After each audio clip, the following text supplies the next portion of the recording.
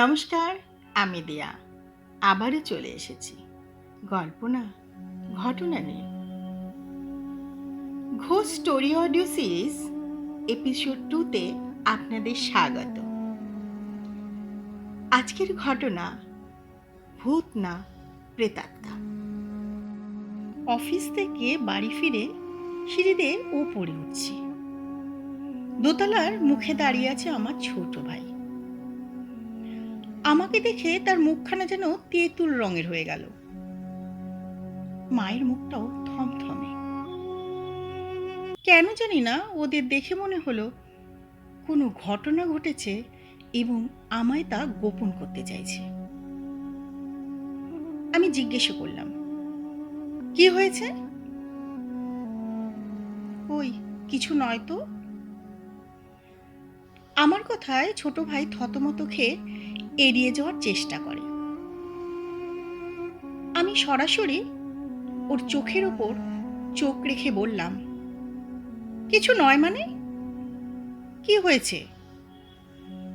আমায় গোপন করছিস কেন? হঠাৎ মনে হলো পাশের ঘরে কেউ যেন ফুঁপিয়ে কাঁদছে। হ্যাঁ, ঠিকই আন্দাজ করেছি, মা কাঁদছেন। কিন্তু কেন? কি হয়েছে মা? তুমি কাঁদছো কেন? এতক্ষণে ছোট ভাই মুখ খুলল।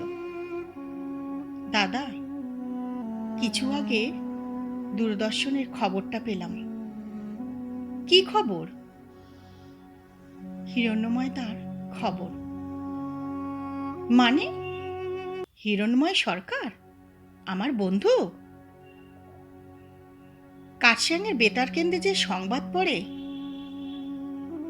হ্যাঁ দাদা। দোলের ছুটিতে আগামীকালই তো ওর বেহালার বাড়িতে আসছে। কদিন থাকবেও। আমারও কাল ওর সাথে দেখা হওয়ার কথা। কি হয়েছে হিরণ্ময়ের? আমার ছোট ভাই চুপ করে গেল। আমি অস্থিরভাবে তাকে ঝাঁকুনি দিয়ে বললাম, কি হয়েছে? কিছু বলছিস না কেন? হিরণ্ময়দা মারা গেছে। কয়েক মুহূর্তের জন্য আমার জ্ঞান চলে গিয়েছিল। মাথায় কিছু ঢুকলো না। তারপর আমি চিৎকার করে বললাম, মিথ্যে কথা, হতেই পারে না। এই তো আজও তা চিঠি পেয়েছি। মা চোখের জল আঁচলে মুছে বললেন, ওই নামে কি অন্য কেউ হতে পারে না? ছোট ভাই বলল, তা কি করে হবে মা? খবরে তো পরিষ্কার করে বলল, আকাশবাণী কার্শিয়াং কেন্দ্রের সংবাদ, পাঠক হিরণ্ময় সরকার আজ ভোরে হার্ট অ্যাটাকে মারা যান। কোনো চিকিৎসার আগেই তার শেষ নিঃশ্বাস পড়ে। না না, সে কি করে সম্ভব? নিজের কানকে বিশ্বাস করতে পারলাম না। আমি সিঁড়ির ওপর বসে পড়লাম। আমার চোখ দিয়ে টপ টপ করে জল পড়তে লাগলো। চাকরির সুবাদে ওর সাথে কার্শিয়াঙে আলাপ, পরে ঘনিষ্ঠতা। একই মেসে থাকতাম। 7 বছর একই ছাদের নিচে দিন রাত কাটিয়েছি। আমার গল্পের 1 নম্বর পাঠক ছিল ও। আমি কার্শিয়াং বেতার পত্রিকায় গৈরিকার গল্প পাঠ করতাম।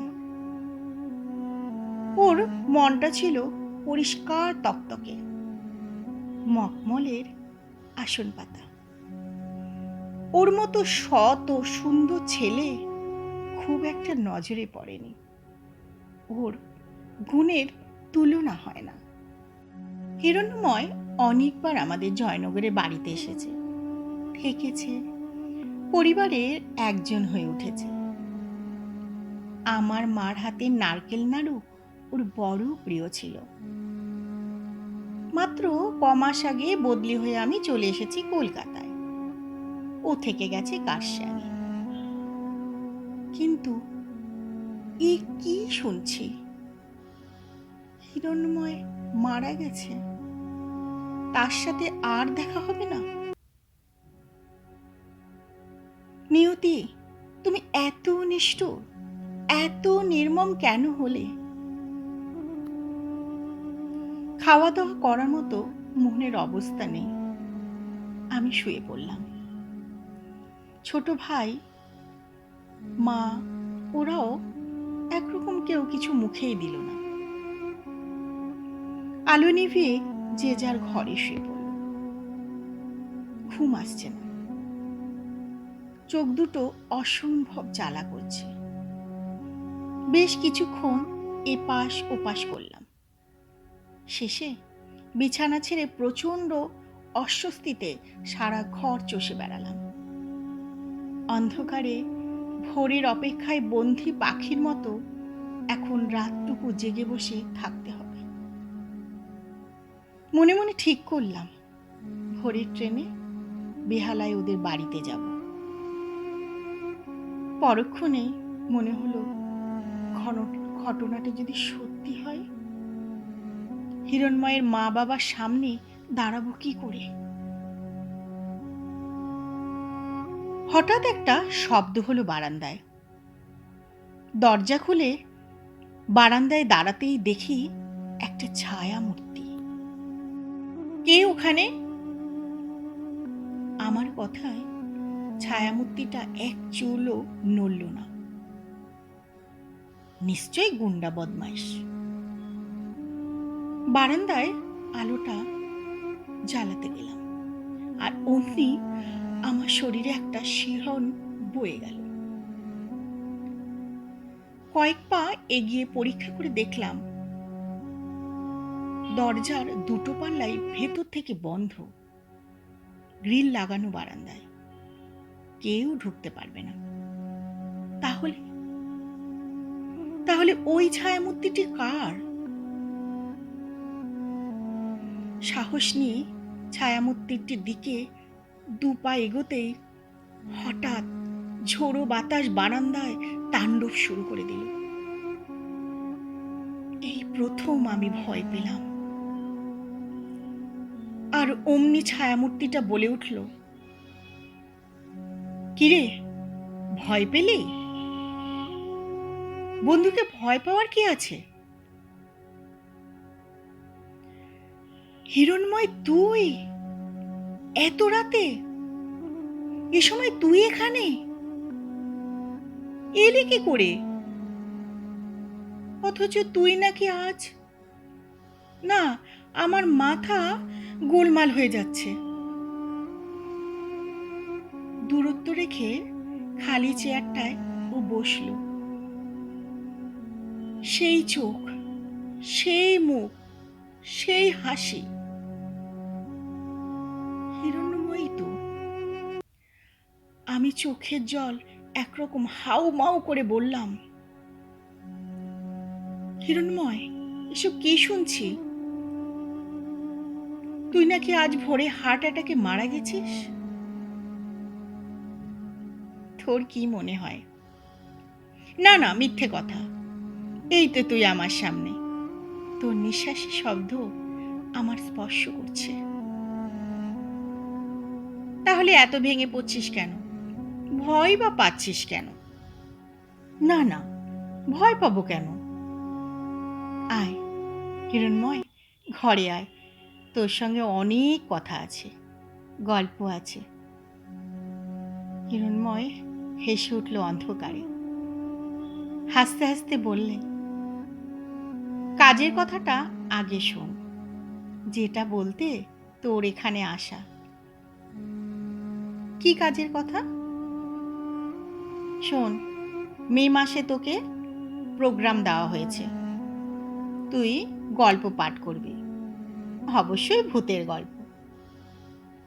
ভূতের গল্প? কিন্তু তুই তো জানিস ভূত তো আমি বিশ্বাস করি না। করবি করবি, এবার বিশ্বাস করবি। হ্যাঁ শোন, তোর কন্ট্যাক্ট ফর্মটা আমার চকলেট রঙের সুটকেসের ভেতরে হলুদ খামের মধ্যে আছে। ওটা কিন্তু মনে করে নিতে ভুলিসনি। রিপ্লাই শিটটা সই করে দত্তবাবুর হাতে দিয়ে দেবে, কেমন? ওসব কথা এখন থাক। আমি ভাবছি তুই বেঁচে আছিস, আর শুধু শুধু ভেবেছে তুই নেই, আমি একা হয়ে গেছি। হিরণময়কে কাছে পেয়ে আনন্দে বুকটা শিরশির করে উঠল। আর ধৈর্য ধরতে পারলাম না। আনন্দে খুশিতে প্রায় পড়িমড়ি করে ছুটে ওর হাত দুটো ধরতে গেলাম।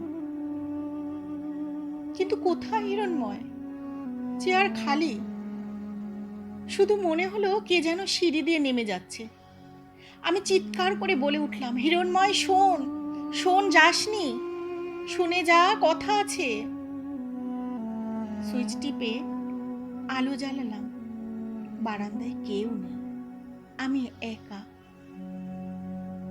হিরণময় দেখা দিল না, সাড়া দিল না। বাথরুমে গিয়ে চোখে মুখে জল দিলাম। সমস্ত ঘটনাটা দুঃস্বপ্নের মতো মনে হলো।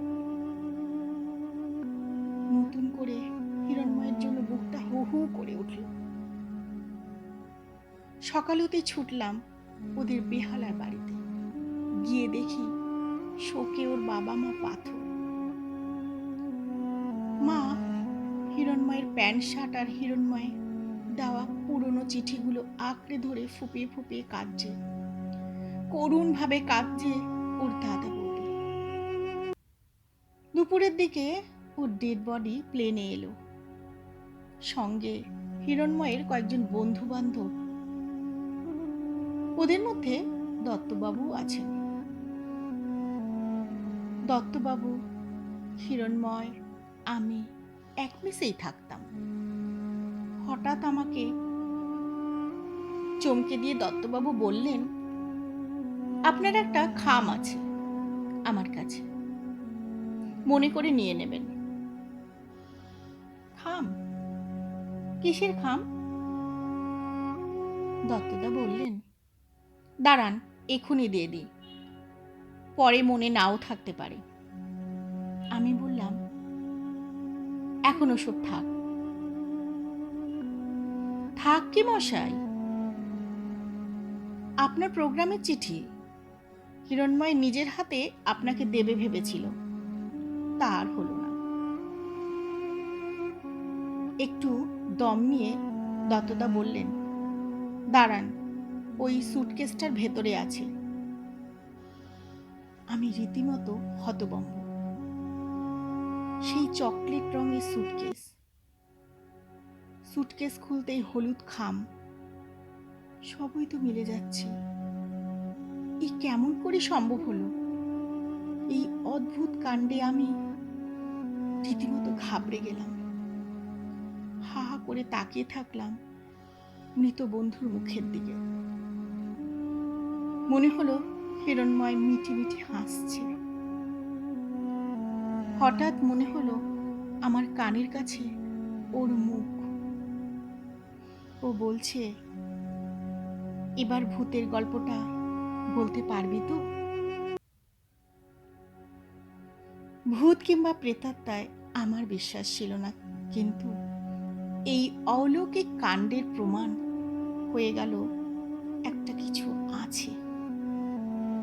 এরপরে বিশ্বাস না করার কোনো প্রশ্নই ওঠে না। এই ছিল গল্প। নমস্কার।